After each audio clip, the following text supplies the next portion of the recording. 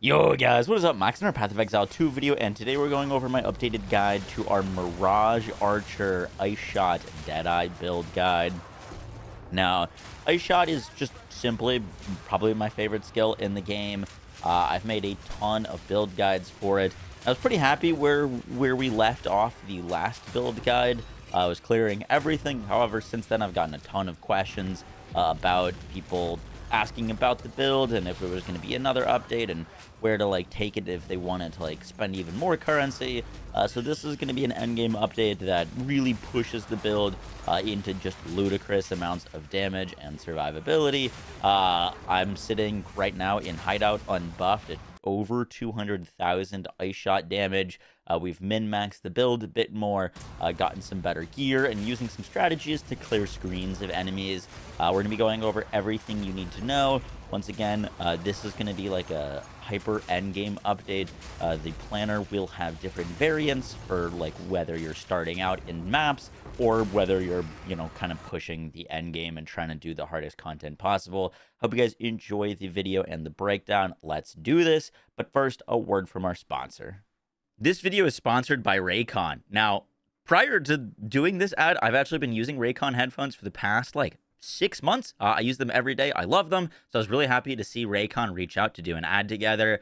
Now, their new product that they're debuting is the bone conduction headphones. And these are some of the coolest headphones that I've seen. I've never seen anything like it. They sit outside your ear so you can listen to your music or podcast while you're still aware of what's going on. They're perfect for like any outdoors activities, working out, walking your dog, going for hikes. They're waterproof and dustproof with 13-hour battery life. They're rugged, they're tough, and they use something that's really, really cool. So these headphones are off-ear audio, which they send these vibrations through your bones so your ears stay open to the world around you while you still get crystal clear music. You can listen to your podcast, take phone calls with them, all while being aware of what's happening around you.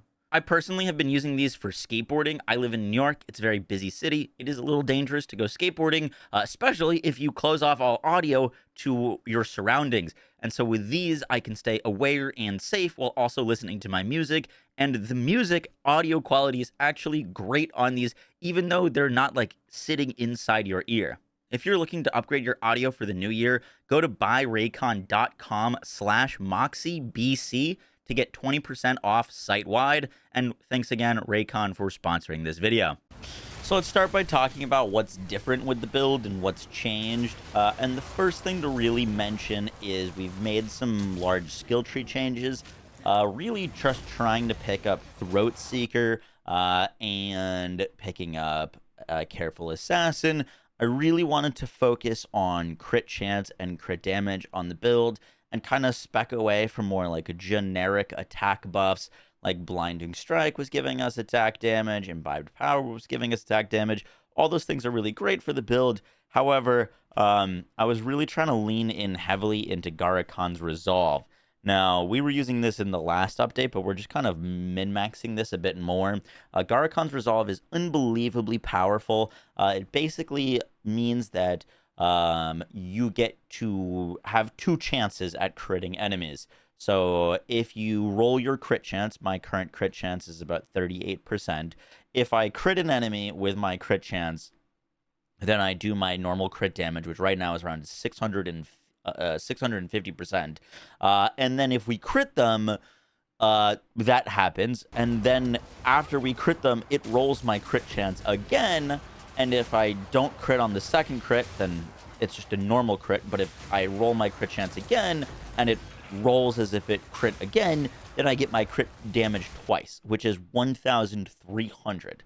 So we can be critting for a 1,300% increased damage. And this also massively increases our crit chance because we are able to roll our crit chance twice. Note that you can't have more than 50% crit chance, which we don't, but our effective crit chance by rolling twice is now 61%. So we're critting very, very often, and we're critting really hard. So that was a big thing that I adjusted for the build, is basically we kind of unspec'd out of this line where we were going up here, and I just ended up allocating Subterfuge Mask on our amulet, which saves us a ton of points going to that area, which allows us to pick up a bunch of extra powerful damage buffs. We can also pick up Thin Ice for 50% increased damage against frozen enemies, which helps for bosses. We also got another Jewel Socket, so we can pick up some even more crit chance and crit damage. So that's kind of the big thing that's happening with the skill tree. The other thing, in order to lean more into crit chance and crit damage, is I started using a Visceral Quiver. Now, in the last update, we were using a Kadiro's Gambit Quiver, and I still love that quiver. I think it feels great for maps, and unless you have like a ton of currency to spend, I would probably just stick using the Kadiros. However, for kind of min-maxing our crit chance and crit damage, you can pick up a Visceral Quiver. This can give you levels of projectile skills, increased damage with bow skills, projectile speed, attack speed, added damage, a bunch of things. And I found this to do a little bit more damage to pinnacle bosses than like Kadiros. So I've been swapping this out. And then what, if you miss the like big kind of effects of your Ice Shot going everywhere, you can still put in like Fork or Ricochet into your Ice Shot, still have it doing a ton of damage, but now it's chaining off of terrain and forking to enemies. Still has a lot of clear, but also gets a lot of damage. So a little bit of it's a much higher investment. This was like tons of divines. I think I spent about 80 to 100 divines on this, and this was about 70 exalts. So, depending on where you are with the build, Kadiro's Gambit feels really great, but we can push a little bit further with a Visceral Quiver to push our Gara Khans more with more crit chance and crit damage, and then, just throw in like Ricochet and Fork into Ice Shot if you want to go that route to make it so that it's still like flying around the map and hitting everything, and still doing a ton of damage, so you're not really missing too much on Kadiros. If you don't want to lose that much damage, I would take off the like Ricochet and just run Fork instead of like rapid attacks, for example. This will still give you a ton of damage and also make your Ice Shot feel really great. The other new thing that you might notice from the gameplay is some colorful explosions happening, and that has to do with some new tech that we've added onto Herald of Ice. Now, there's two ways to achieve this. Basically, the goal here is to make Herald of Ice proc armor explosions. Now, we did this tech on my Ice Wolf build, gaining bonus damage as extra fizz on our weapon, and that was great. I don't have a gain damage as extra fizz on my weapon, and so I wanted to try a different way in case you didn't have that to still make basically armor explosions work. If you don't understand or haven't have this like tech explained to you before, basically Herald of Ice causes an explosion. That explosion we can get to break armor, and then if this armor explosion has extra cold damage associated with it, when it explodes, not only will it do extra clear, but if it's doing cold damage, then this armor explosion can also freeze, which will then cause Herald of Ice to proc another explosion, which will cause another armor explosion, can lead to basically like screen-wide damage, and it's definitely not necessary, but it is very, very cool. So how are we doing this? The main thing that we're using is Ulnatal's Embrace. This reads that we break armor equal to 20% of chaos damage dealt by supported skills. Our supported skills gain 40% of our fizz damage as extra chaos damage. Now, what we're doing here is we're giving us a source of break. Basically, any chaos damage that we're doing will break armor. Herald of Ice doesn't do any physical damage. 100% of any physical damage associated with it, besides bonus damage, is converted to cold. However, with Ulnatal's, we can make chaos damage break armor. We pair that with Urok Smelting for our supported skills to break 70% more armor, and then pair that with Armor Explosion, and then we can blow up screens of enemies. Now, in order for this to work, you need a very high source of extra chaos damage, which I opted to pick up a Heart of the Well. You want as close to 15% of extra chaos damage as possible here. You could also, if you wanted to, you could use like a way to get pure chaos if you wanted to like anoint this on your amulet or something like that. I messed around with this. You could also use a From Nothing from Chaos Inoculation. Spend a point here. I messed around with that as well. Didn't find it totally necessary, but you can get extra chaos damage there. Then you're getting like over 20% of your damage extra chaos. With just the 13% from this, I found it enough to break armor with Ul Natal's, and then we're using Ul Natal's to break armor, which will then cause these cascades of bonus damage and chaining explosions. And I grabbed Essence of the Mound, so we had some extra cold damage. So this armor explosion that is doing 100% of our Fizz to fire is also getting some extra cold, which can then freeze and then cause more Herald Device explosions. Not totally necessary. You can just use normal Herald Device and this build still works great. But for some extra flash and some extra clear, we can do this setup, which makes the like clear speed feel even stronger. For the support gems that we're rocking in Mirage Deadeye, we've got Ice Shot, Cooldown, Prolonged Duration, Elemental Armament, and Cold Pen. On our Ice Shot for bossing, we've got Elemental Armament, Overextend, Rapid Attacks, Garakons, and Rakiatas. I did want to mention for bossing, because for just like doing maps, if you aren't going to be using Kadiros, you get so much damage from your quiver that you can afford to put in some like fun stuff to like blow up maps, for example. So like you can, I like throwing in Fork so that our skills fork. You can throw in Ricochet too, so that your projectiles like bounce off of stuff. So like for example, with Ricochet and Fork, your projectiles are still going everywhere, like you were using Kadiros, but now you're doing, you know, more damage because you've got like a big quiver. So just wanted to point that out, that for like bossing and for just normal doing maps, you can change your things up. But for bosses in particular, I will use Overextend for the 30% more crit damage and rapid attacks, just so we can fire quicker. In Herald of Ice, we've got Magnified Area, Cold Pen, Ul Natal's, Armor Explosion, Uruk Smelting. In Freezing Salvo, Freeze, Elemental Armament, Ice Bite, Concentrated Area, Ghost Dance, Compressed Duration, Ice Tipped Arrows, Short Fuse, Cold Pen, Magnified Area, and Super Crit. Freezing Mark. Your Freezing Mark setup is really important. You need to mark enemies, particularly bosses, if you don't want to run out of mana. You will not run out of mana if you have this setup on. But you're going to want Mark of Siphoning, so that you siphon hits. Eternal Mark, so that when they do freeze, you are still marked on them, meaning you're still siphoning mana. Mark for Death, so that we break their armor. And then Charged Mark, so that we can shock. We kind of shock regardless, but Charge Marks just kind of guarantees it. On Wind Dancer, we've got Blind, Cannibalism, Maim, and Magnified Area. Mana Remnants, where we're using Remnant Potency, Harmonic Remnants, and Katal's Rejuvenation. And then in Tornado Shot, we've got Overabundance 2, Prolonged Duration 2, Durability, and Mana Leech. Once again, I've explained it before, but for bossing on this build, you have to be shooting through your tornadoes.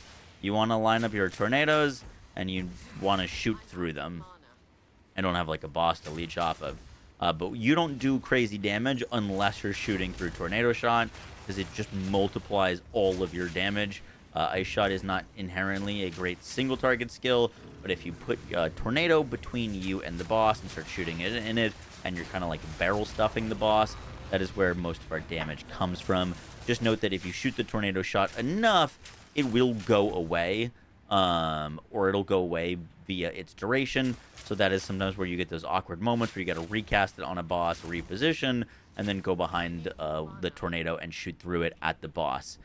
Pretty important. It is a little, you know, just something you need to pay attention to when you're doing boss fights, is that you're always kind of behind and shooting into a Tornado Shot, and ideally in close proximity to a boss, so all of the projectiles coming out of the Tornado Shot are shotgunning them. For my gear, I'm using this Obliterator Bow. I bought this for 28 Divines. That was a while ago, so it'd probably be more expensive now, but you're mainly just looking for increased Fizz, added Fizz, crit chance. You don't need the crit damage on your bow. You could go for plus levels of projectiles. It was cheaper to get crit damage, so I went for that, and some attack speed. On your rings, you're looking for reses, max life, evasion, rarity, and added cold, lightning, or fizz damage. This ring's got some chaos, cold, evasion, rarity, cold, lightning, and max life. This ring's got some added cold, fizz, max life, and some Ellie and chaos reses. On your body armor, we're rocking Hyri's Ire. I believe the price of these is actually plummeted. Yeah, these are like 7 to 8 chaos orbs now.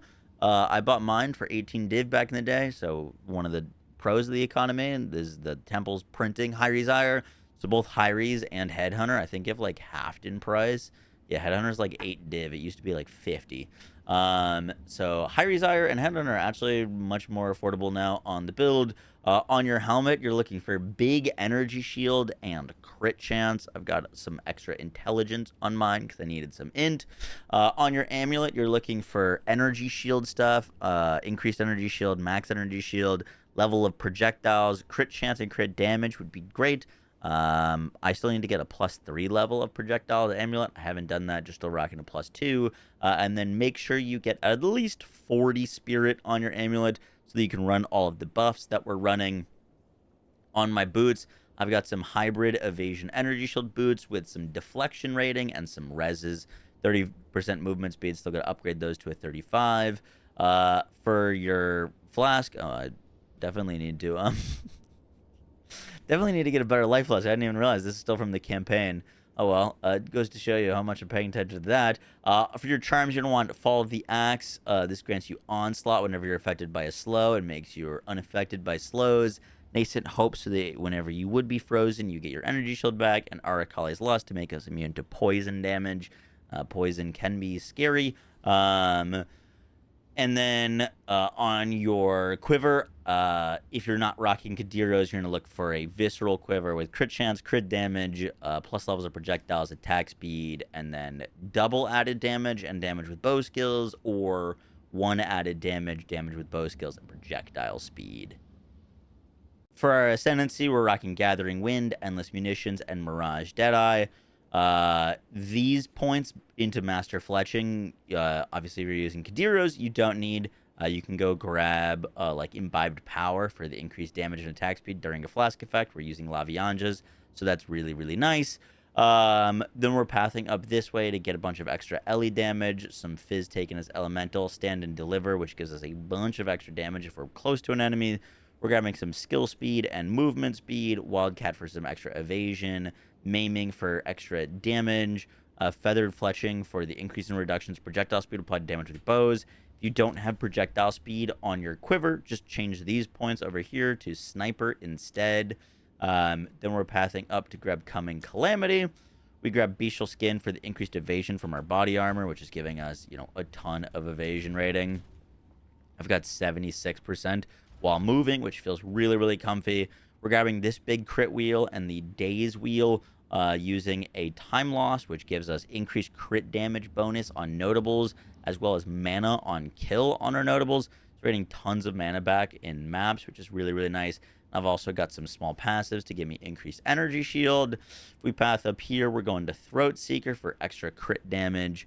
We've got Spectral Ward for the energy shield that it's going to give us. The big crit wheel is great. Killer Instinct for 40% attack damage. This wheel is 60% damage there, which is kind of crazy.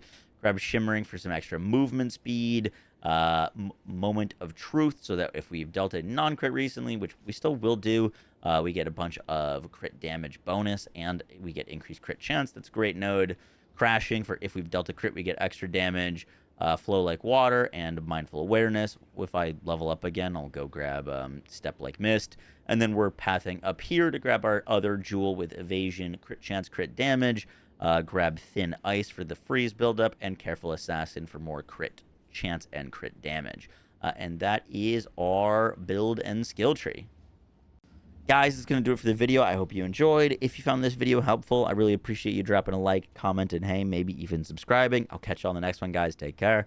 Bye.